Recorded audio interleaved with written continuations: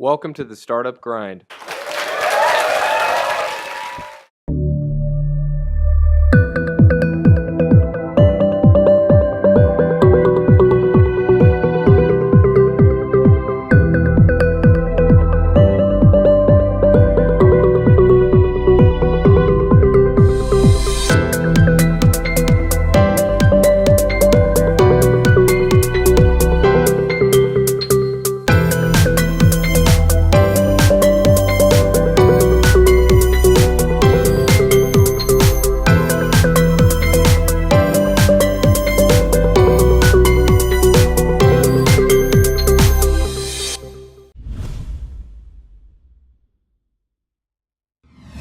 Tonight, Vinny has actually agreed to talk to us, and he's also one of the African global leaders of tomorrow in the ICT sector for 2014. So, Vinny, can you all stand up, give a massive round of applause for Vinny? Woo!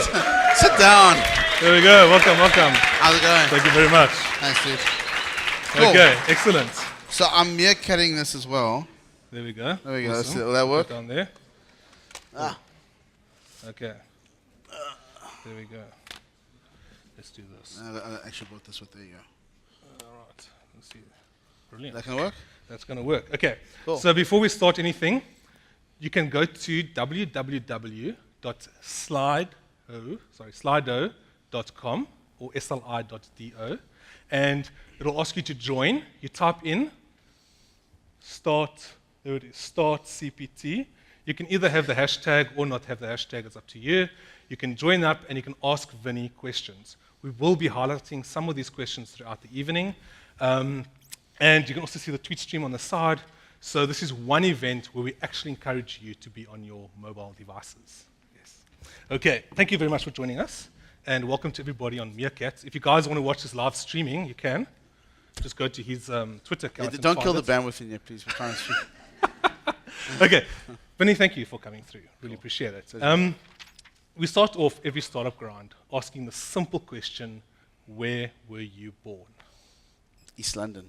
Slummies. Good place. Good place. There we go. That's a good. You're the second or third entrepreneur on the stage that's been from Slummies. Really? Yeah. Yeah.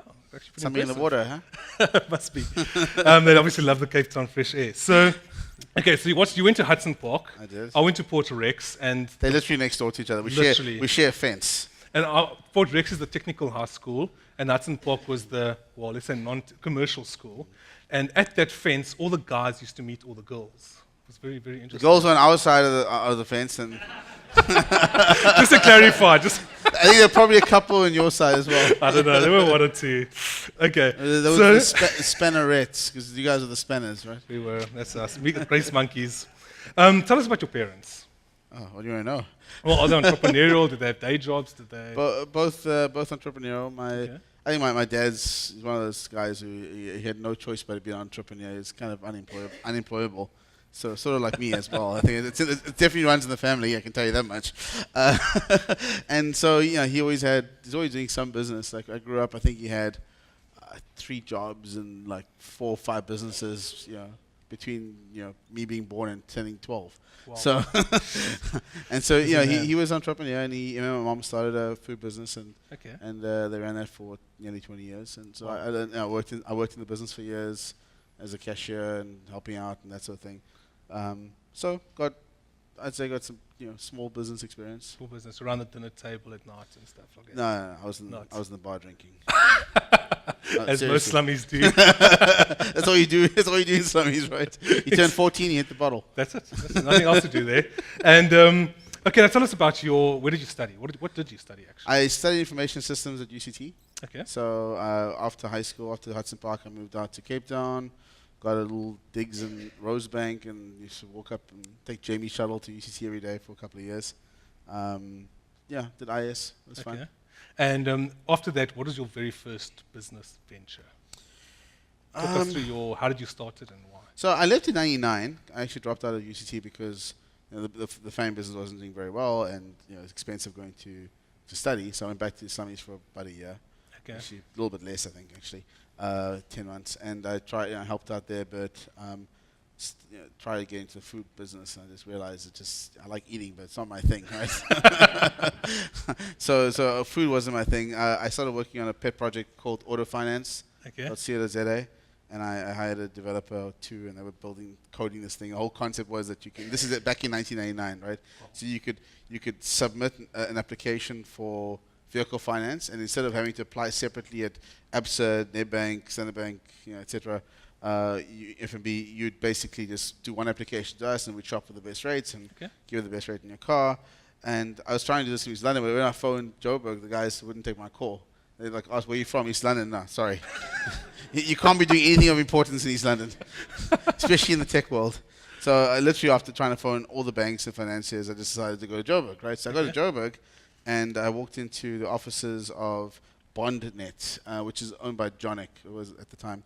And Jonic was like connected to MTN. There's some weird corporate structure, those of you know. They had this e-ventures division. This is back in the .com glory days, and I met this guy, Greg, and it was very interesting what I was doing, because what they do is they do mortgage origination. So they were like the first online mortgage origination company in South Africa, and you could apply for a mortgage from them, and they take it to 5 different banks. Hang on, this sounds similar, right? Yeah, and they get you the best rate. So they were like, okay, can we buy your little dinky ass business that no one will do business with you? And I said, okay, how much will you give me for it? And they said, well, I'll give you 25 grand. 25 rand or grand? 25,000 rand. But we'll give you a salary of 15,000 a month over 6 months. I was like, food business, or like 115 grand over 6 months. Okay, well, I know I can get fired in 4, so it's really a lot more, right? Yeah. So I took the job, and sure as hell, I got fired in 4 months. No, I'm kidding. After 4 months, the .com collapse had happened, and the guys were like, well, you got 2 months left your contract, we'll just pay you out. You can leave now. So I was technically unemployed in Joburg for a couple of months after that.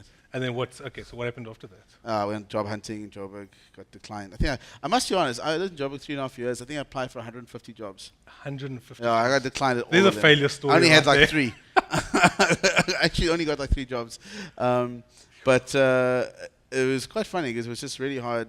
It was just hard, as a kid starting off 21, 22 years old, trying to find a job that, can support your meager needs, especially after you buy a BMW, and and then not get fired because I didn't really know anything back then. So I had to dodge my way past bullets. Literally in Joburg, it's not too hard to find some. So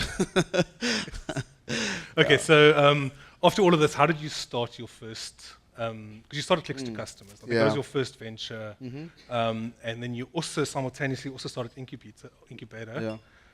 Tell us why you started those 2 companies. So I was working at a online marketing company in Joburg at the time, doing paid search before Google had even launched AdWords. So we were doing stuff on Overture and Yahoo's search platform back then, and I just got to the point where I was flying back and forth to the States, and we were spending millions of dollars doing all this marketing for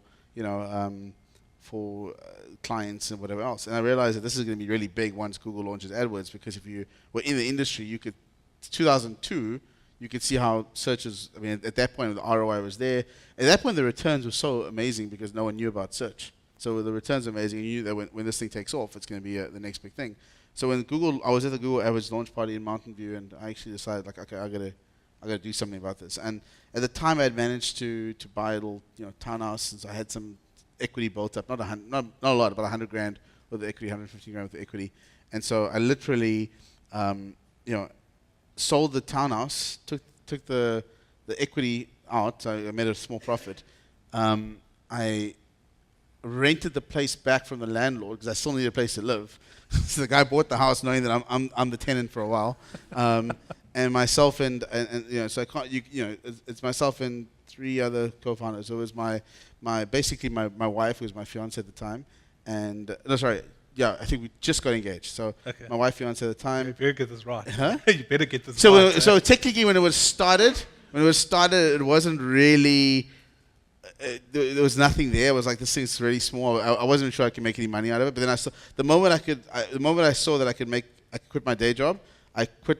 Basically, I think I started the first click was the 4th of June, 2003. Wow. The first click in the AdWords account. That was like the day where like the genesis moment. Wow, okay. Exactly People will works. click on my ads and they're not, you know, and I can make money out of this. And so it was the moment where I realized, okay, if I can get this to a certain level where it can support income, I can, start a business. And so the premise was don't quit your day job until you have an income stream. So I was basically tinkering around with this. I got my best friend Lou and Eric Edelstein was a buddy of mine I was working with at the time in Joburg, and my wife. And the four of us basically got together. We said, okay, how do we make this into a real business? And number one was that cash flow was king, because the thing is, when we started selling the traffic to international buyers, but they give us a check, and literally the check takes a month to get to us, and then it takes 6 weeks for Nedbank to clear the funds from dollars to rands. So you want to talk about a negative Things cash, have changed. a negative since cash then. flow, what, 4 weeks? Yeah, well, 2 weeks. Yeah. Okay, 2 weeks. Yeah. You know, so literally, like it took us months to get to the point where we actually had positive cash flow. Even though the business was very profitable, I think so literally the first 6 months we rented a house in Constantia. I think we paid 10 grand a month or 8 grand a month for rent, whatever. But there's four of us. It was 3 bedrooms, nice space, and we had no living room because it was an office. I think we still got some pictures online. I posted some pictures online by some point. But it was like we would wake up at 9 o'clock, 10 o'clock in the morning, and literally work in the living room the whole day until 4 a.m. the next morning because we were syncing up with US hours, and it was a grind. Like if you talk about a grind, that was a grind. That was a grind. And we got offices, I think 6 months later, in January, February of the next of 2004. In Bandwidth Barn, and we built it up from there. Okay. And so Clicks2Customers was that original business, but then it was throwing off a lot of cash. Yeah. So we said, okay, let's invest in other opportunities, and we started incuBeta, and we started doing that. And that's the sort of genesis. That's how I started. And obviously, are you still involved with Clicks2Customers? Nah. Or just I tend to move on from businesses once I exit, because I mean, headspace-wise, one of the things like your headspace is somewhere else. Now yeah, you're going on to new you things. don't do it justice. The people that you leave it in the hands of, they need to focus on it. Yeah. Okay, so next came up Yola or Synthesite. Yeah. And before we get into that, Synthesite, obviously we know Yola, which is that web development platform, but I'd like to highlight the fact that you actually changed the name when you started scaling. So Synthesite was actually a part of incuBeta. Okay. So incuBeta, so we had all this extra cash flow. We was investing in new business opportunities, and we sort of tinkering around with the concept of building a website with one-click publishing, put it live. Again, back in 2006, before any other players in the market, we built this thing in Cape Town, and we called it Synthesite because it was just a sort of holder name. And I think I pitched like 25 investors, and it just got no's. Like went to Silicon Valley, went to all over, and it was just kind of crazy because no one invested in this crazy idea. Because like, how do you make money? Well, it's a free service with upgrades, and at that point in time, no one even freemium wasn't even a word. Yeah. Okay, and so no one bought into the idea that you could build a business on that. Eventually, we managed to raise $5 million round of funding, and then just pack my bags and move to Silicon Valley because no one's going to give you that sort of money based in Cape Town, especially at the time. And so I moved to Silicon Valley. Is that the reason for taking the guys over? Yeah. It was 2008, 2009? 2008. 2008, yeah, okay. Yeah, it's just because you don't have the same access to markets and scalability. Now, changing the name, was it a mission? Would you, if you're starting a business, would you just start with any name, or would you be very careful, now that you've got really good hindsight, would you be really careful about choosing the name before starting? What do you think of Gyft? It's a good name. It's a good name. It's a great name. It is. It's also 4 letters. And like it's Yola. trademarked as well. So choosing names is important. Okay. Yeah, choosing names is let critical. go. Absolutely. Okay, so you'd never ever change a name ever again. I've wasted enough money on branding and marketing people to know that the name from the outset, stitch and time saves 9. You don't have to hire. You have to hire these, there's some advice. you have to hire these branding marketing guys later on. They cost you way more. And okay, so Yola got going. You went overseas. You packed up all the guys from Cape Town. Well, no, actually we didn't. So we packed up some of them. So Okay. 3, 4 of us, 5 of us went over, and then we built a team of about 20 or 30 people out here. And we had a lot of challenges with that business. I mean, recommendation to anyone is if you're building a tech business, don't split your engineering workforce. So if you're going to go and build a company in So that Silicon Valley, distributed workforce thing is don't a bad split it. idea. And it's one of those things. The biggest mistake I think I made, at Yola was we had like 20 engineers in San Francisco and 20 in Cape Town. And the time zones are so different, and you actually wind up bifurcating the culture. So, so everyone has on a different page in terms of what we should do and priorities and what. And even now at Gyft, I mean, we were acquired when we were 17 people, and the whole engineering team was in Cape Town. Oh, so you kept the whole. Yeah, we kept, but engineering. you know, the difference. I mean, it wasn't the talent's not in question. There's a ton of talent here. The question is the time zones, communications, all the the people issues. And so this time we kept everyone in one place, and we actually made it move faster. And I just invested in another company called Story. Guys in the crowd here as well, and Story. Shout out to Story, and you know, they were kind of working out of the US, and they got some people here in Cape Town. Eventually they said, okay, well, let's just everyone go to one place, and they basically based in Cape Town right now developing, but when they're ready they'll go to the US. And same with the Gyft team. Now we're looking to see how do we put everyone in one place, because it's just really hard splitting time zones. Okay, now tell us about Gyft. Sure. So in 2012, so just after leaving Yola, I was like, look, what's the next big thing? So mobile payments. Well, did you start Gyft while doing Yola, or was that No, I had left, and I was you like, left and you're like I took 3 weeks off, and I went out Okay. to Vale. You know, Vale's like a ski area, but it was middle of summer, so it was quite nice. You know, just mountain biking, right? yeah, I'm playing golf. Okay. Actually, it's amazing when you're up at altitude, you can hit the ball so much further. Actually, like I think it's like this confidence booster. I left Vale a better golfer, just because I felt I could hit the ball an extra 30 yards. Well, maybe you were just younger. I don't know. You know, Jordan Spieth won the other. Yeah, I saw that. Right? Unbelievable. That's incredible. But he also went and spent a lot of money on his first house. What did you do with your first $1 million? Shit. Which one? Rand or dollars? Let's go dollars. Let's go dollars. Yeah. Bought a house. What else do you do with it? It's a good investment. It's a good investment. Okay. So that was your first time. You didn't buy a BMW or something. Was that your first $1 million? No, that was when I was a BMW? kid. I bought my first BMW when I was 22. Okay. Yeah, I was earning way too much money for a kid. And that's one of the things, like, you know, I tell. So funny. In retrospect, it's really easy to say now, yeah, you shouldn't buy a BMW at 22. You know, but at the time, at 22, I want to buy a BMW. It's a cool thing to do, right? Exactly. Until you prang it, and then it's Yeah. a problem. I have this thing now. I like investing in startup guys, entrepreneurs who sell their cars. All right. So like Alan, I think from Sweep South, he sold his car and I invested in his company. Because, like, you know, if the guy's willing to give up his car, he'll do anything to make the startup work. Anything. So your criteria, if you're pitching Vinny, It was a BMW, right? Audi. Yeah. Audi, oh. Even better. So the criteria is when you pitch Sorry, Vinny, BMW. sell your car and pitch Vinny, and you'll back the person. Now that the cat's out of the bag, I'm going to change my tactics. But yeah, something like that. I have to upgrade to a house. Bitcoin in South Africa, where do you think it's going? That's what I'm here for. I'm at the Bitcoin conference on Thursday. Look, I think Bitcoin is a long-term play. So nothing's going to happen this year, nothing's going to happen next year. But, you know, it's kind of like what Bill Gates said in his book 15 years ago. People underestimate what technology can do or overestimate what it can do in the short term, underestimate in the long term. And I think Bitcoin's just gone through a hype cycle now where everyone overestimated last year what it can achieve short term, but long term it's going to have massive impact, ripples through the Do you think it will be economy. Bitcoin, or do you think it will be a different crypto? No, it's going to be Bitcoin. It's Is going it? to be Bitcoin Okay. for many, many reasons. But it's going to be It's gonna not change? Bitcoin as a currency, Bitcoin as it's the blockchain as a platform. Okay. Yeah. Cool. Okay, so those of you that don't know what Bitcoin is, please give us a 60-second go.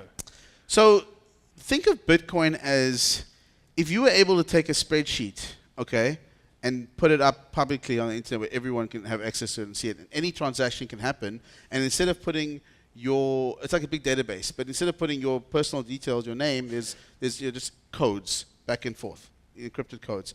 And every time there's a transaction, there's something happening. And you can see when these transactions happen, you can see the amounts being moved, you can see some data, but it's largely encrypted. So only the people who have access to that information can see that piece of it, but it's all public. Okay. And it's all secured.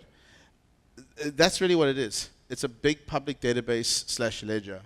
And so the world hasn't figured out what to do with this yet properly. I mean, there's a lot of ideas, but there's a lot of innovation happening. There's a lot of challenges technically, but Bitcoin is a technology that's looking for a use How do I case. put my rands into Bitcoin? Well, you don't put your rands into Bitcoin. So this is the thing. Bitcoin trades it trades as a currency because it's got value. Like platinum. Okay, platinum's got value. Everyone agrees platinum's got value. How do you kill the platinum value? Well, you can basically turn the world's cars into electric overnight. The need for platinum catalytic converters disappears. Guess what happens to the platinum price? It goes down to zero or very close to it. Because if there's no industrial use case for any commodity, it goes down to zero. Okay, and with Bitcoin, it's spiking high, but because there's a discounted future value, right? So if you believe that Bitcoin will be used in industries massive industries in 10 years' time, well, it's probably worth $1,000 right now, right? Because then net present value might be 1,000, might be more, if you think it's going to be worth a fortune later on. And the reason that this had this volatility is no one really knows. Everyone's guessing, well, is this industry going to use it or that industry going to use it? How many do they need? There's a fixed supply of it out there. And so because the industrial use cases of Bitcoin, we don't know yet. Like platinum, we know we can use it for catalytic converters. We probably know there's other things that in development that might need it. So the price in the market always reflects what the market knows around future technologies for a certain commodity. But if you don't know what those future uses are for a commodity, what prices does it have? You don't know. But you know it's going to have a price. You know that it's useful, you just don't know with what. So here's an example. So with what Gyft's doing with Bitcoin right now is we're trying to tokenize Bitcoins. So we want to use the blockchain to issue gift cards. Because all gift cards is really, if you have a gift card code, it's a value attached to a code, and then subsequent transactions deduct from that code, and you keep track of it in, using systems. It's not very complicated, but there's an entire industry issuing hundreds of billions of dollars worth of gift cards worldwide, and they're all using different technology. So why not standardize it? Now, if the entire gift card industry used Bitcoins, we probably need about 2 or 3 million Bitcoins. There's only 21 million Bitcoins ever that can be issued. It's a fixed the final number. So if one industry uses 3 million and we need 3 million, the price needs to adjust for that. Sure. And we may need a steady supply of 50,000, 100,000 a year, whatever it is, and the price needs to adjust for that supply. So there's demand and supply that comes in effect. So you got to think about Bitcoin through a lens of it's the world's first digital commodity. The use cases are still being defined, and when we find industries that require these coins in order to run, then the price will settle at a stable price point and a stable trajectory. Yeah. What is your favorite ice cream? Tin Roof from Woolworths. Tin Roof from Woolworths. Write it down, guys. Who's had that one? Huh? Really good. Okay, I've actually had that yet. Let's try good. that out. Okay. Vouchers in South Africa, do you think it's going to be the new thing? Like South Africa uses more prepaid cards than most countries will per capita. I mean, everyone uses prepaid telephone and Vodacom and MTN and whatever else. It's just a natural extension. Gift cards in the US is $150 billion a year market. $150 billion a year. So the reason we haven't entered the other foreign markets is like we're growing so quickly in the US. It doesn't make sense for us to divide our attention. It's the same with startups. Startups who have got one good product. If they're growing really fast, they stick to that one product. You don't see them doing 20 different products. No, sure. Maybe in South Africa you do, but nowhere else. Okay. Coming back home, Silicon Cape, you and Justin started this thing. Tell us about the early days of Silicon Cape and what you had envisioned for it and where it's going now. So Silicon Cape was a kind of experiment that got out of control for us. we were sitting in. Justin came to visit me. I was staying in my house in San Francisco in 2000. I think it was 2009, May, and we were sitting. And I just written this blog post about, how this part of the world, Cape Town, is great for entrepreneurs, and I see a vision similar to Silicon Valley, but it'll be different. But it'll be similar. And I think we started talking about. I registered SiliconCape.com, so I had this domain name. And I was like, what can we do with this? And let's have a small little get together with a whole bunch of people. So we booked a venue for 50 people. And so we said, okay, we're doing the Silicon Cape thing. We're trying to create a community where people can support each other, entrepreneurs and investors and whatever else, and just try and create more of a moniker and a movement, right? Yeah. And then we ran out of space. Sold out in 20 minutes. Wow. So everyone was like, okay, well, let's upgrade to 100 people. 30 minutes later, that was gone. Eventually, we were like, okay, shit. So we by the end of the first day, we had to go all the way to Rotunda. Okay, it was the biggest space we could find for the date. And it was, we basically had a big launch event, and we invited a whole bunch of people. Helen Ziller, Mampeta spoke, and a couple other people. It was just a moment, I think, where everyone realized, okay, there's a lot of people interested in technology in South Africa, and people flew down from Joburg for it. And this is the time, I think, where the movement started. And like any good movement, you need the leaders to get out of the way. So we kind of like started this movement. Then we realized, okay, I got a day job, he's got a day job. This is going to be community driven. And I think the challenge of Silicon Cape was up until the time now where FNB's put $3 million of the funding into it, didn't really have any funding. So it was just a volunteer movement. And I think now we've gotten to the point where it's getting funding, it's getting and at on the launch day, who was there for the Silicon Cape launch? A couple of people. Yeah. On that launch day, I think we said it's a 20-year vision. Okay, we're 5 years into it, and it's still evolving and moving forward, which is great. And what do you think of the current state of Silicon Cape? I think it's been difficult, right? Because it hasn't been funded, and I think you've got a lot of people working really hard to make it something. And Alex and the team, they got the funding from FNB, and now we've got a new Silicon Cape team behind it, and I think more resources. And I think I'm very hopeful that we're past this sort of seed phase now into like a Series A phase with some funding, and I think we're going to see some become a real startup. Yeah, it's like a real startup now. Tell us about Dragon's Den. I mean, I saw those interviews after you guys pitched within 15 minutes or within 5 minutes you had a decision. Tell us a bit more about that. So what you see is like a 10-minute, 12-minute clip. What the reality is, it's like a 2-hour, discussion. Back and that's forth. not the word I would use. But I think you can ask Nick Wallander. He's your SF Florist guy from the Dragons Den one. You guys saw the really toned down version. He'll tell you about what really happened behind the scenes. And it was interesting. I mean, so we spend an hour and a half, 2 hours. Like it's a proctology exam. It's You're really going in depth. You're really sorting it out. And we asked all the right questions. We get all the information we need. And basically, what happens on camera is like this is the diligence, right? So instead of doing a 2-week diligence, all we're going to do is we're going to ask you all the right questions. You're going to give answers, but we'll follow up on. And then post-show, we do some diligence to check. We fact-check that what you said was true, and then we go and invest. And so, having gone through this process was actually pretty painful, I'll tell you, because after investing or looking to invest in these companies, some of them have taken money from bad investors, and so it's a problem. They've got badly structured deals or term sheets or whatever it is, and you kind of have to do we just go along with it or we try and change it? And so Lou runs Newtown Partners, which is sort of the VC fund vehicle we're using to invest in these companies.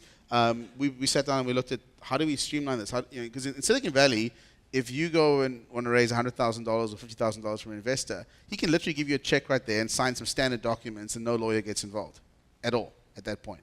There's no legal fees. Right now, if someone's $100,000 check, I've got to spend 30 or 40 grand on legal fees at minimum, probably close to 100, depending on the size of how complex the transaction is. So we've been thinking about how do we make it easier to invest in startups in South Africa. So between I think the Dragons and myself and Lou, who's been instrumental behind getting a standard set of terms. Today, actually, I guess I'm announcing it right now. So we announced this at Simodisa a few months ago. But if you go to seriesseed.coza, we have standard documents for startups to use right now for investment. So these documents are they vetted. We've paid for them. We paid the lawyers for them. Woo!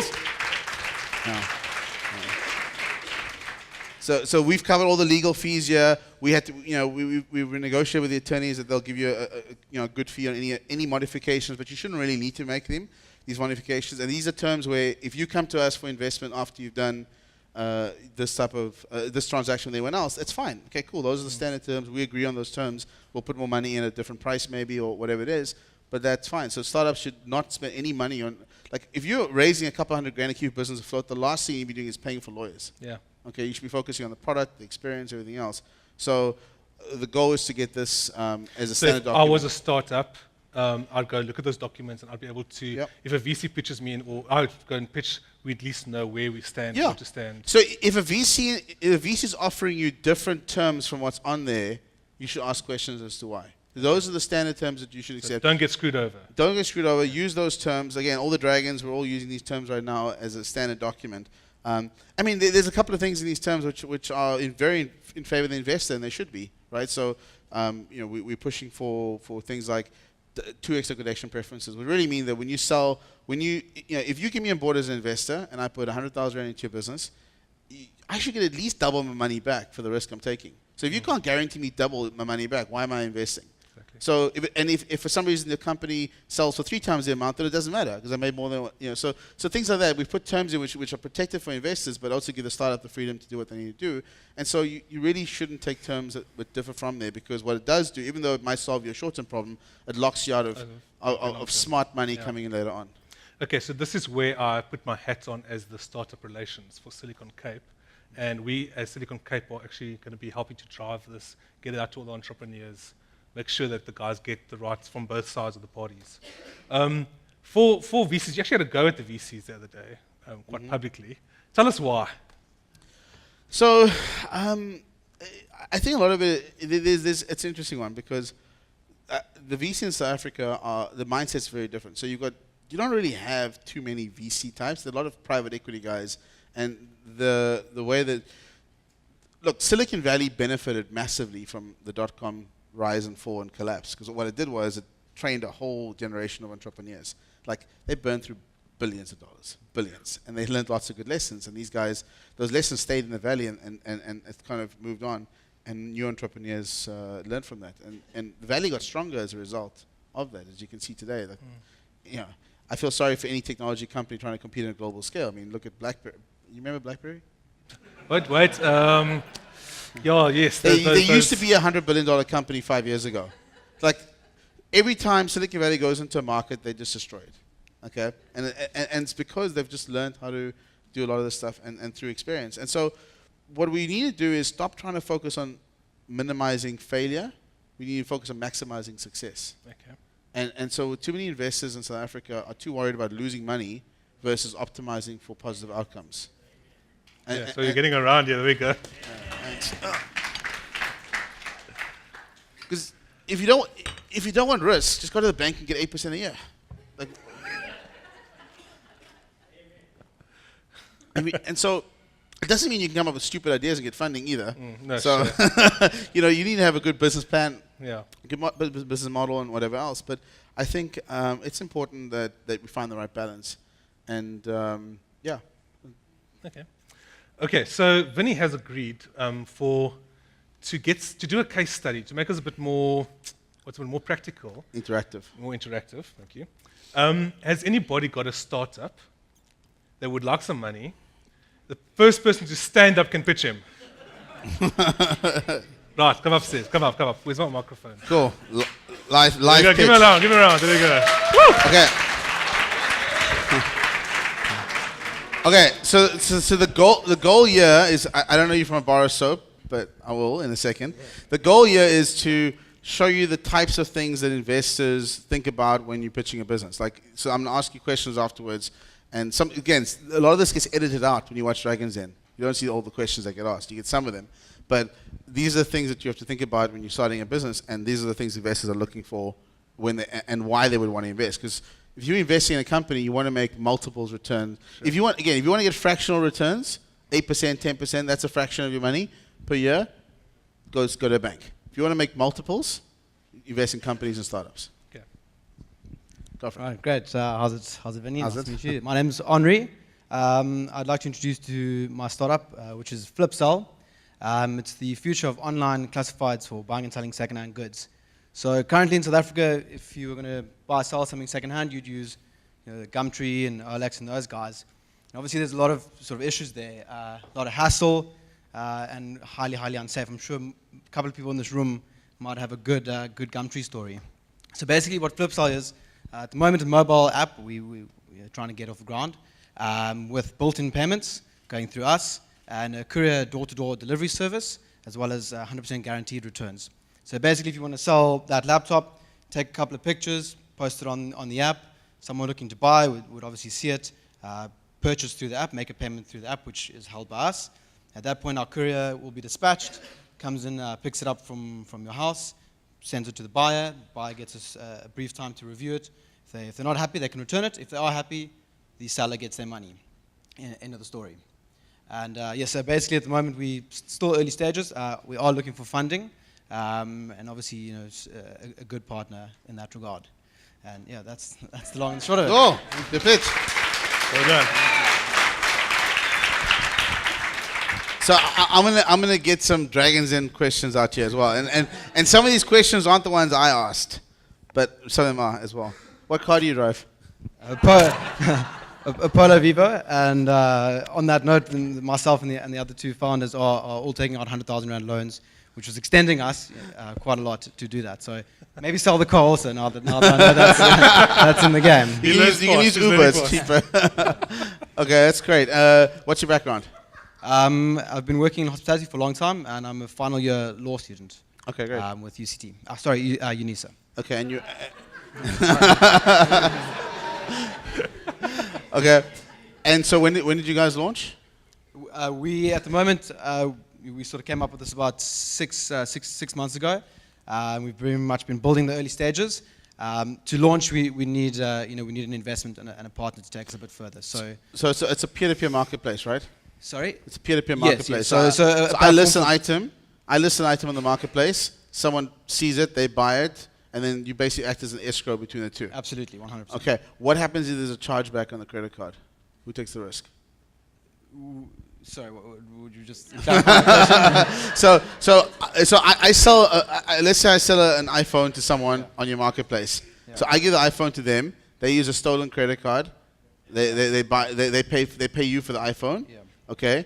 I give the iPhone to the courier. He picks it up. He drops it off. Yeah. What happens at that point that you've paid me out the money, right?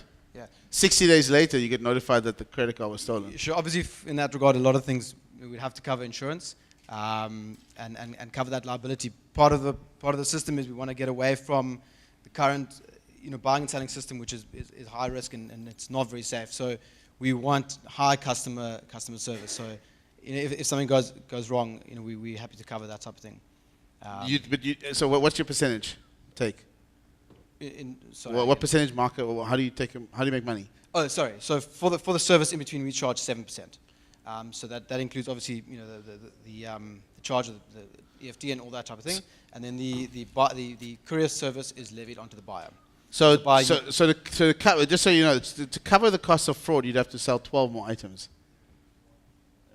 Okay. No, like this is so. Yeah, yeah. I mean, just so you know, gift cards are the #1 highest risk item online.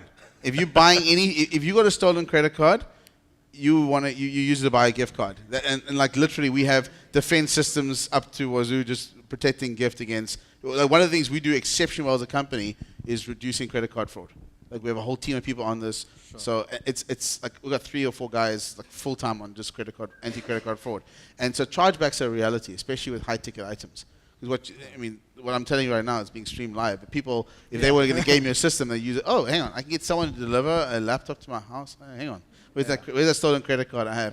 And this country has got a lot of stolen credit cards. So that's something where you have to think through. I mean, look, obviously, we'd have securities in place like that. Our courier partner is also very good. It's couriers, and they currently do a lot of the Groupon things and that kind of stuff. And they have a sort of full dedicated fraud department for currently people that are doing credit card frauds. And they've pointed out particular scenarios where guys are buying with stolen credit cards. Okay. And the couriers are rocking up at the door and saying, hey, this is definitely not John Smith or whoever it may be. And they hand that over then to the police and the relevant relevant services. Yeah. No, so that would be like an immediate concern for investors. Like how do you guys manage that risk? Yeah. At the stage you're at, obviously it's a little more conceptual stage. So talk about market sizes. So Gumtree's pretty open with their market and the second-hand market. We look very much at them because they are the biggest. There's 2.5 million ads placed every month on their system. In our sort of areas, we look much more movable, so electronics, home and garden, sport and leisure, that kind of thing. So not cars, not jobs, not all that kind of thing that they do. In those sectors, at any given time, we monitor it quite closely. In electronics, for example, there could be 180,000 active ads right now in just that one area. In home and garden, 50,000, and so on and so forth. But the biggest ones are definitely electronics, and home and garden, that section. So sizable market. Okay, great. Trying to think of any other things. How much time do we have? Got another 15 minutes. Sorry? Money. How much money? Yeah. So again, how much money are you looking to raise? 2 million rand. Okay, what does that get? What does it get you? That gets us the app built completely with back-end systems to monitor everything. It gets us a marketing budget, which we've already set up with the guys at MNC Saatchi, so had a good chat to them. Solid marketing budget. Okay, hold on. So slow down a second.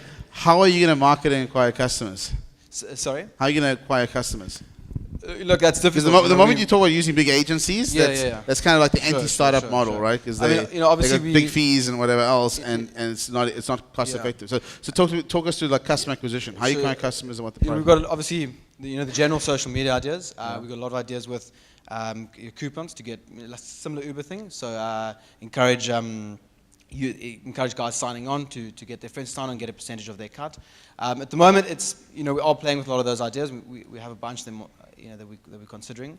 Again, a strong social media pitch, things like this tonight, and yeah. Okay. Sure. So this is the interesting thing. This is a problem that not just startups in South Africa have, startups around the world, Silicon Valley have, is when you're building a marketplace, you need buyers and sellers. Yeah, so the two-sided marketplace is chicken and egg, it's the hardest thing to do. How do you get listings, which you could probably get more easily than buyers, right? Yeah. Look, from the get-go, our plan is currently to go to a lot of these boutique furniture stores, jewelry stores, and that kind of thing in Cape Town. So for initial push, just to get inventory from day one, the idea would be to go to a lot of those smaller style stores, and this either stock they're not selling anymore or stock that's on the floor, get them to put it on there.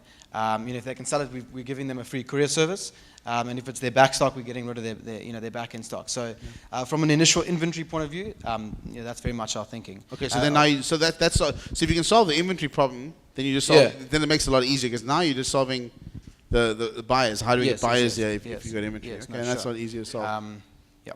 Okay, so just some last feedback and we can move on. But the amount of money you're looking to raise at the seed stage is just too high. Okay, 2 million rand coming into a company. What valuation are you looking to get? 10 million rand. Okay, so you see the laughter in the audience? Yeah. so like for you to convince an investor that your business is worth 10 million rand before you've even launched it, okay? Now, if it's Silicon Valley, it's a different story, but that's a different ecosystem as well. It's like saying, well, I weigh 90 kilos on the moon, like you know. Yeah. It's you're in a different environment. Yeah. Okay. I would love to weigh 90 kilos today on Earth. So what you need to realize is that, and this is a lesson for all startups. Like what startups in South Africa, if you like anyone here, in theory, could start a company tomorrow. You could, well, it might take Cipro 48 days to get a company registered, but you can start a company in theory tomorrow, and you can go raise some money. But if you're trying to raise $2 million at 10 million valuation, you're never going to get the company off the ground. You got to start a little bit more realistic, and you don't need to raise $10 million. So $2 million. So why do you need $2 million? Let's go through the thought process. It literally is building the infrastructure, marketing, and runway for not a very long period. Oh, what's the runway period? 6 months. You can spend $2 million in 6 months. Well, over a period of a year. That's including building marketing. This is actually quite good because I really want to get into this. No, this is good. Sure. So how the heck are you going to spend $2 million in 6 months? I mean, obviously the building cost alone is high, million rand, and then we're looking at least 600,000 rand marketing, and then 400,000 rand for runway doesn't go very far, for general costs. Yeah. Okay. So I mean, yeah. There's a lot of like, you need some more guidance on this, okay? But now explain something to me. How do the investors get their money back out on Earth? No, sure. I mean, so let's say I gave you 2 million rand right now. How do I get it back? Yeah. What happens next? Ideally the business works and performs well. Which, given the market size, it has potential to be highly profitable. Which, at that point, we'd look for further investments, so exit opportunities with bigger either angels or VCs, and then ultimately, the angels stop investing at 10. Well, No, sure. But then, also ultimately, And we already agreed there's not really much VC in South Africa. Yeah. So help me with this one. Then ultimately an acquisition from a tech lot. How many acquisitions happen in South Africa every year? No, very very few. So you see the problem here, right? Yeah, sure. So But then having said that, there are big players in the game that have gotten large overseas investments for the purpose of acquiring. But the overseas investments come in based upon certain traction proof points, which you're probably a number of stages away from.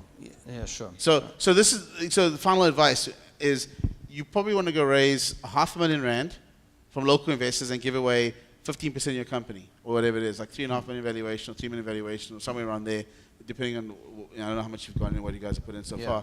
But like somewhere between 2 and 4 is the range, and $500,000 is how much you need, and that should be the standard raise size for anyone in this room looking to start a company. Go and raise $500,000 from a couple of guys and grind it out. It's called a startup grind for a reason. Just grind it out, and you're gonna get the proof points. You got to launch something, get some traction, Absolutely. and build it up from there. And trying to raise too much, there's two things you're doing. Okay, one is you're saying, well, we think we're worth a lot more than what we are right now. And so you're not really paying school fees. Because here's the concept of school fees, guys. I've paid school fees. Okay, I've been in the game for, 12 years. Okay, and I've taken lots of dilution, all my companies. Lots of dilution at valuations which I may not have liked. And I've had to build it up over time. I've had to grind it out. It's not overnight. Like I tell everyone, it takes 10 years to be an overnight success. And so you've got to give investors returns early on, because it actually reinforces the ecosystem you're in. If I invest in you at a good valuation and then I exit at 10 times the amount later on, guess what happens? I now have 10 times the amount of money to invest in other startups in the area. Yeah. And you're paying your school fees. And so there are people here who are getting funding, I know for a fact that people are getting funding from people who invested in my companies and made money. Sure. And they're reinvesting elsewhere because they say, okay, well, maybe they can repeat the process. And so it's this cycle, it's this virtuous cycle we have to get to. But like startups in South Africa have to get down to earth about what the valuations are and investors need to take risks. And you know what? For $500,000 investment, you can go get between 5 and 10 guys will give you that money like within a week or two. There's a list. I think we're going to publish a list to some people soon. Investors, you can just go raise that money quickly. When you want $2 million, now everyone's like scratching their head and asking you what are you do with it. It also shows a lack of faith in the business. I'll tell you why. Because if you believe with $500K you can get enough traction and show enough proof points that anyone will invest, people are more likely to back you. Cool. Great. Good luck. Appreciate it. Thanks. Nice to meet you. Good to meet you.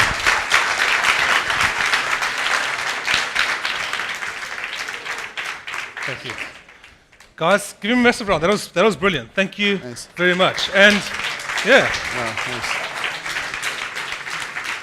And very brave. Yeah, and actually, it's a good pitch. Who likes the idea? I like the idea. I think it's cool. There's a lot of concerns and stuff, but it's a nice idea. Awesome. And I think so when you watch Dragon's Den, it's that conversation for 5 times the length, really. And he got a much easier time than I gave Nick. Hey, Nick. Okay. Something right. Okay. That's true. He did have the second biggest deal on the show, $3 million. Yeah. Wow. From 5 Dragons. Yeah. That's pretty good. Yeah. Okay. So you were speaking about failures there. Tell us a bit of your. I mean, you said it took 10 years to become a success. Highlight some of your failures. What is your biggest failure? No, look, here's the thing: fail fast, fail often. Cool. Okay, and that's like the startup mantra. You should be having failures every day in what you do. You should be having experiments and everything. Like a startup is really a group of experiments that ultimately lead to a successful outcome, right? Like we launched a basic version of Gyft, and we got in fact with the Gyft, most of the Gyft teams here, the original starting teams here. So we literally had 6 months. We thought we had 8. We had 6 months to get this thing live because we got into TechCrunch Disrupt and we did the whole presentation there. But we launched this thing with like half the stuff didn't even work. We're trying to connect merchants in the back end and whatever else. And it was really nice and pretty and well-finished app, but it was nowhere close to the infrastructure we have today. And we were experimenting. So we tried different things. We took things out. We put things in. And so there were lots of little mini failures along the way. Failures aren't bad. It's just a learning. It's a failed experiment, right? And so I think if not having failures means you're not trying, you're not experimenting enough.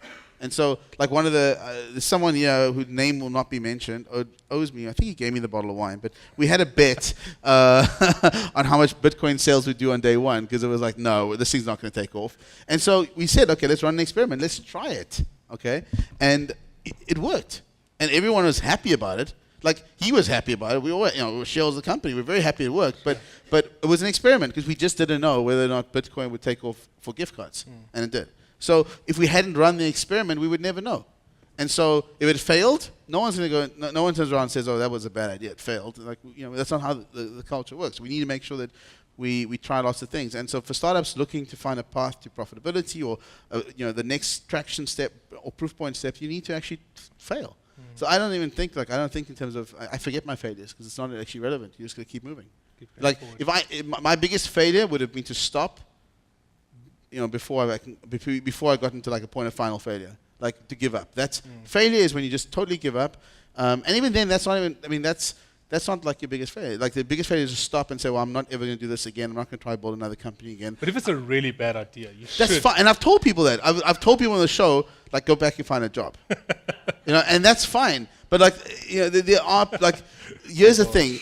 No, and some people are just better off not trying to be entrepreneurs because they don't. But it's not about like. We've seen some really bad pictures on Dragon's Den. Some of them didn't make the cut. It was really bad, and those people really should get. I don't know where they'll get a job, but they should get a job.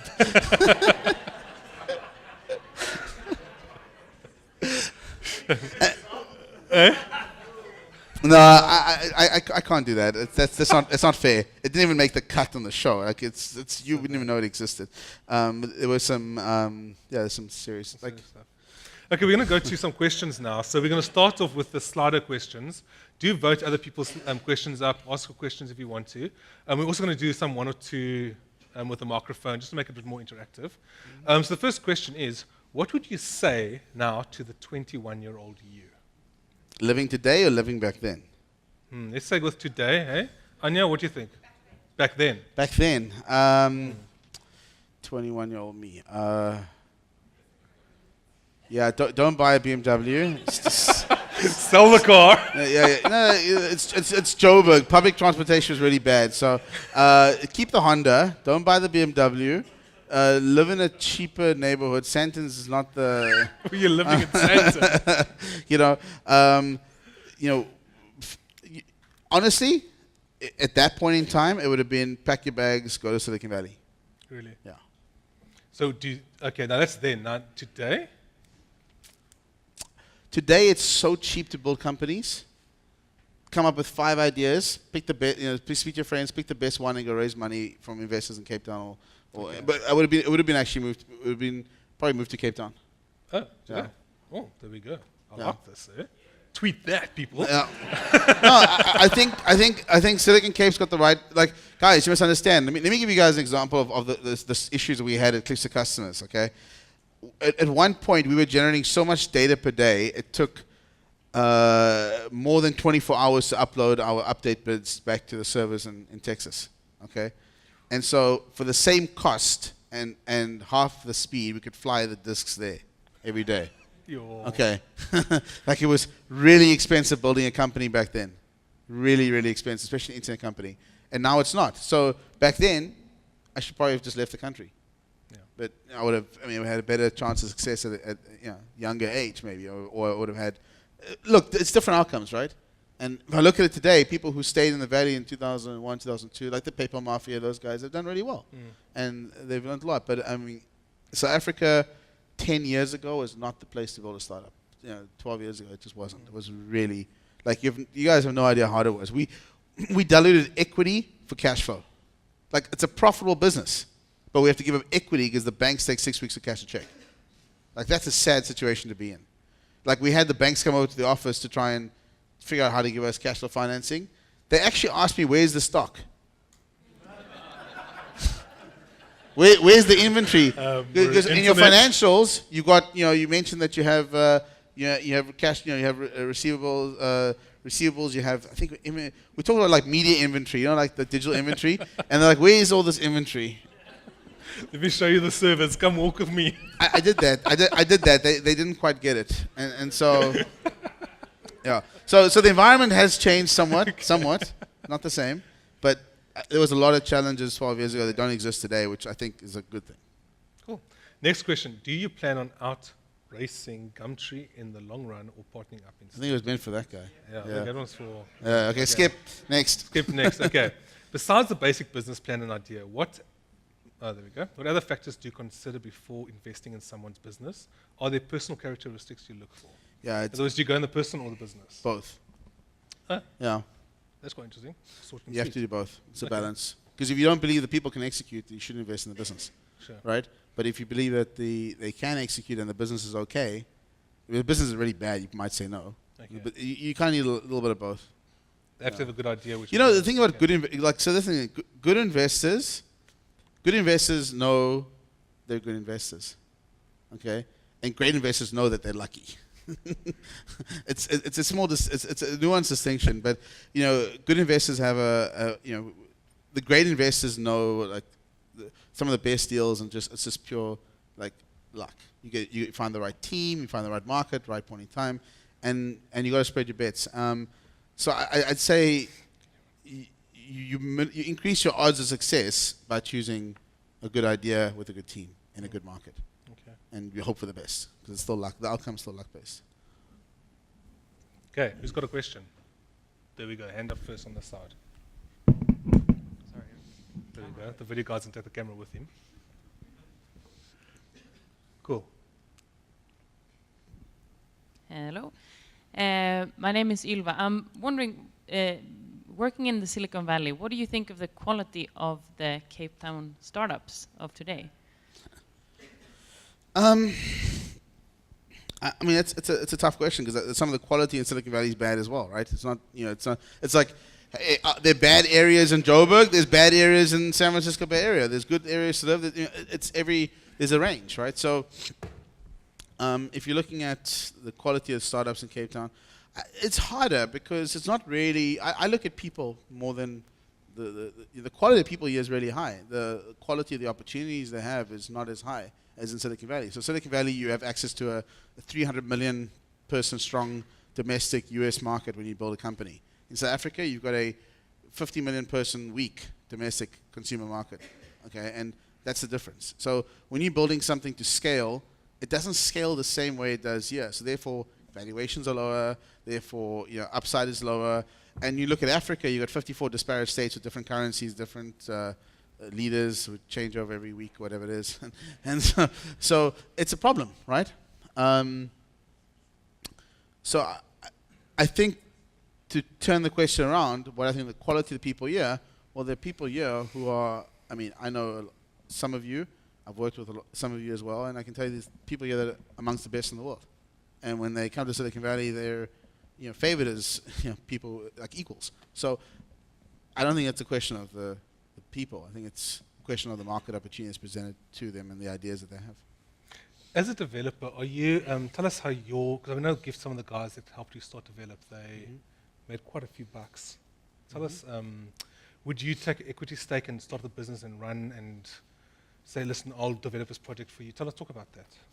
Yeah, I think what's interesting is that people are getting the hang of the idea that you don't create wealth through salaries, you create wealth through equity, right? So you earn equity. And in Silicon Valley, there are people who take huge salary cuts to go get equity in startups. And that model's worked in Silicon Valley really well, and it's working here well. So developers here who came on board Gyft, they weren't earning big salaries. They were, happy to just get teeth into the project, get some equity, get some upside.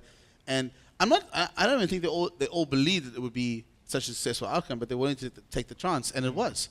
And they benefit from that. And we've had people who, and I've witnessed now from that, people go on and take more risks on the next thing they want to work on because they know that, like once you've witnessed success, it's a lot easier to believe that success is possible again. And so people who have never witnessed success always think that, I meet so many guys in South Africa who just don't believe that they can make money out of working at a startup. So they're happy with their job at Santam and Sanlam and Standard Bank and whatever else, and they're happy with their jobs because they just don't believe it. And you give them the opportunity, and they actually, or they see their friends. So here's what's happening now, by the way. These guys are seeing their friends make money, And go like, in the "Damn startup and going, whoa, hold a second. Has the world changed? And the world actually, and to some extent, maybe 10 years ago, stick with Standard Bank. But now, you probably should join a startup, because if you can keep your costs low, and that's the thing. Like, you can't come back, okay, I work at Standard Bank at 100 grand a month as an engineer, developer, I want a job in a startup. That's not going to work, okay? You're gonna basically have to say, well, I'll take 5% equity in the company, and I'll work for 20 grand a month, and I'll sweat it out, And that's why my advice to young guys is, like, you come out of school, you don't have overheads, you don't have kids, you don't have any of this stuff. Like, just live lean, and especially if you're a developer, just go and join a startup and go earn the money you were living at varsity. Because when I was at varsity, I lived on like $1,000 a month, like $2,000 a month, plus my rent, and you get by. You were a heavy spender, man. No, exactly. No, you just didn't need that much money. Like lunch at that sandwich place outside Jamie's Steps is like I think 3 or 4 rand for a sandwich, so you could get by quite easily. Well, that was a while back, guys. I think the espresso coffees are going for $40. That was. Hey, Springfields. Who remembers Springfields in Claremont? $2 a drink on Monday nights. For $20, you'd have to walk home. At what stage do you think it would be best for a startup to seek initial funding? The interesting about startups is that as an entrepreneur, you're taking time risk. Okay. So someone else should take the financial risk, and there's a measure here that needs to be balanced out. But if you're starting a company, you should always raise money in the beginning it's at a certain point. Like the longer you wait it out, the better, because you get better valuations. But like I always tell people, look, raise something. You don't have to go raise $2 million. You can raise $500,000 or $250,000, or in South African context, and keep it lean get just enough to keep the business ticking along, and take yourself a small, whatever you need, like a small salary, just to sort of live day to day, because putting yourself under too much personal strain as well is not good for the business, and so you need to focus. But you got to basically live like a student when you're starting a company. Jacques, next question. Right, who's got another question? Any questions? No? Oh yeah. Oh, here we go. Hey, Vinny. Hi. I'm pirating this one from Peter Thiel's book, but what important truth do very few people agree with you on? I've been reading that book too, and I've been actually wondering myself about that. I have been thinking about this for a while. The question of Peter Thiel's book is, what important truth that you believe that no one else does, or very few people agree with you on? I'd like to say Bitcoin, but a lot of people actually agree that Bitcoin is going to be the next big thing, so that doesn't really count. I haven't actually got an answer to that yet. On Bitcoin, when you come to around 2 million of the available Bitcoin allocated to gift cards, I'm assuming that's like based on the estimated value of gift cards spent per year. You said 150. Yeah, it's something. It's based upon the global market for gift cards is about $300 billion or $400 billion. That's huge. Now, the price of those cards is almost irrelevant, because it's the underlying number of cards issued that actually matter. So when you're actually encoding those cards, they all become database entries. So you could have a trillion cards issued at 50 cents a card, and that'd be 500 billion. Or you could have 10 trillion issued. And also, you go to the grocery stores in the US, you have all these cards on the racks that have codes on them that don't get purchased, right? So you have to have like a free float of codes as well. So it's just a rough estimate. I'm just wondering, because that estimate would be like price of Bitcoin times quantity you'd need. No. So, price of Bitcoin times the number of coins we need. Yes. Yeah. So But Bitcoin if you don't know the true Bitcoin price, how do you estimate how many Bitcoin you need? No, but this is like long-term stuff. This is like you buy a few every month or as you need, right? So and Bitcoin trades at the margin, which means that the liquidity, because of liquidity issues, the price fluctuates. And last question: have you considered making a market for gift cards, where like I can sell my market? If I'm converting to Bitcoin, it's kind of like trading Bitcoin off the back of a gift card. A number of companies are doing that. They're not doing it with Bitcoin, but they are doing that already. Okay. Thank you. Yeah. Last question, one more. Okay, one in front here. And then, okay, we'll do one. This one and the back. Cool. My name is Lydia Zingoni. I'm from S18 Entrepreneur Foundation. I just wanted to ask you, I know you've just said about a book which you are reading, but what are you reading currently? So I'm reading I want to know the other book which you are reading first, and then tell me what other books are you reading currently? I'm reading three books right now because I am a bit ADD. Actually, it's 4. Long flight to San Francisco. To Yeah, Cape Town. exactly. 0 to 1 by Peter Thiel. I'm reading Mastering Bitcoin, which is it's a new Master's book on Bitcoin. Yeah, but it's an O'Reilly series book. I'm reading. Actually, I'm still finishing the Steve Jobs book, Walter Isaacson, and the last one is the one I'm actually starting now. Is The Hardest Thing About Hard Things, by Ben Horowitz. Cool. And the question at the back. Cool. Hey, Vinny. So, you know, we obviously got a great investment from you and the Dragons last year, and we've used it to build what we believe is some really world-class tech. But like you were pointing out earlier, South African market is just not big enough to sustain us. The kind of overheads that we require to keep innovating and to keep staying ahead of the pack. So, I mean, what's your opinion on, you know, all the smart money says stay laser focused on your local market and kill it before you take a step outside. But South Africa, it's a little bit different. I mean, if you know, like you say, we've got the talent here to build world-class stuff. If it's ready for export, why not export it immediately? So just because the talent exists doesn't mean it's economically feasible to use that talent to do those things, right? So I still think that you should focus. And I think you need to own the local market. I mean, you need to get a point. So here's the thing: as a startup, you want to be showing massive growth percentages every month, every quarter, right? And when you get to a point where you can honestly say that the market that you're in is either saturated, not growing, that there's no market share to be had, and your business is kind of stable at that level, and you've done everything you can to grow it, and you can't grow it, that's when you kind of look elsewhere. When you haven't even won one market, you haven't proven that you're a winner. All you've proven is that you dip your toe in the water, you know how it feels, and now you want to go check. It's like grass is always green on the other side. Like when you go into a new market, think about it this way, okay?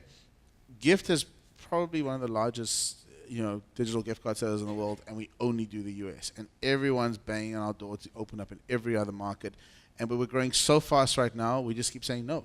Because we're nailing the US market, we're doing really well, and we're basically just not willing to divert. It's just the headspace, the mind and attention, because we take our eye off the goal in the current market, what's going to happen is we're going to have a competitor come in and beat us. And we went into this market, it's one of the most competitive markets in the world, and we won because we stayed laser focused on what we did.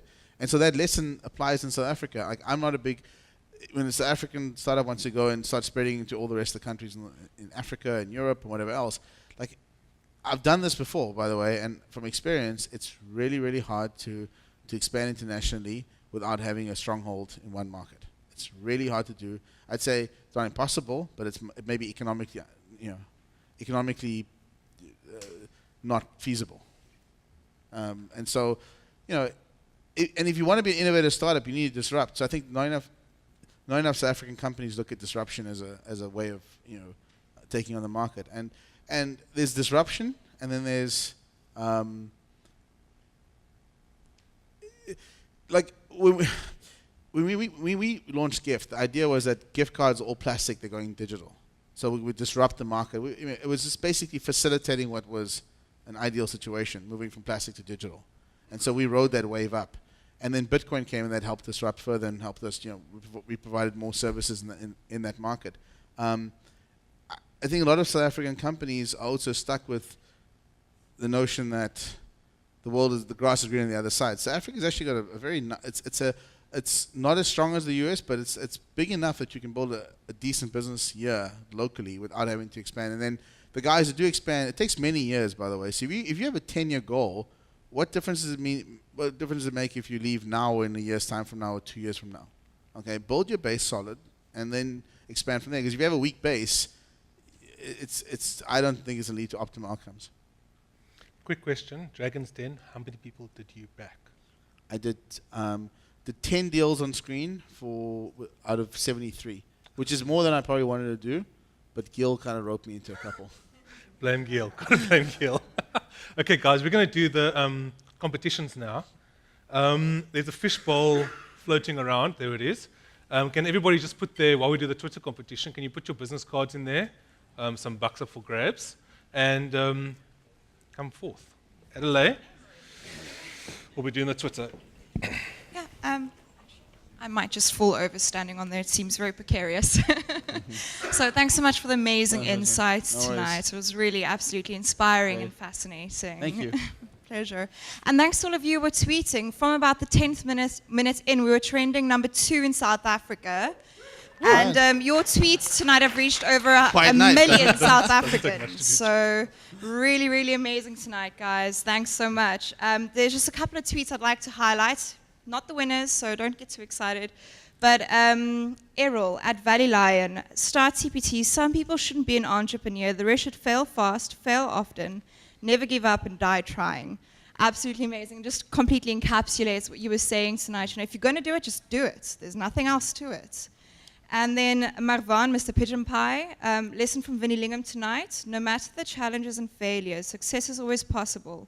Work hard and don't stop grinding. And yeah, once again, if you're going to do it, keep going at it. And the winner tonight is Coffee Direct. Where are you?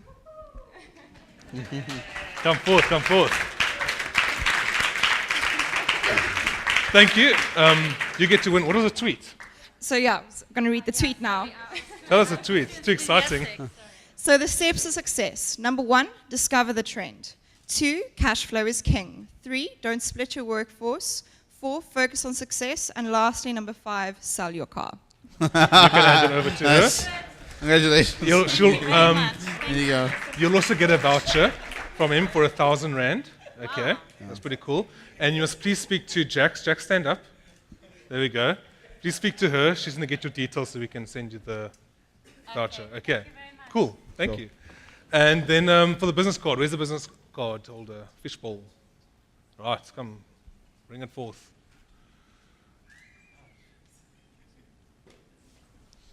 Last chance, guys. Better chuck it in there. I think we're in the Meerkat stream now. Okay, cool. Thanks, guys, for Thanks, coming guys. along. Bye. Okay.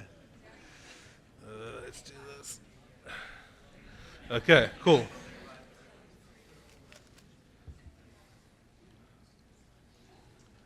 Awesome. Thank you for that. Cool.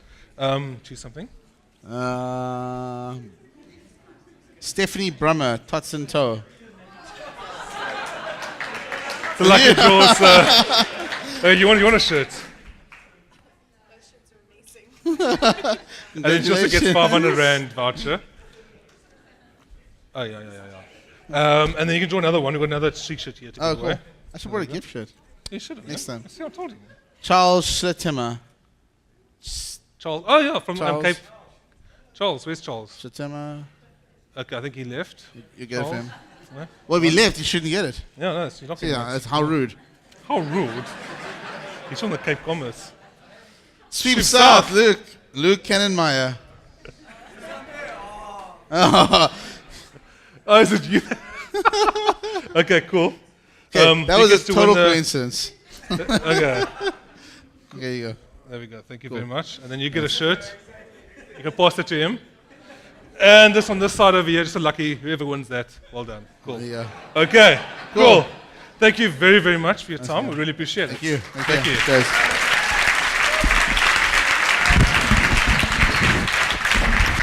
We have got a prize for you.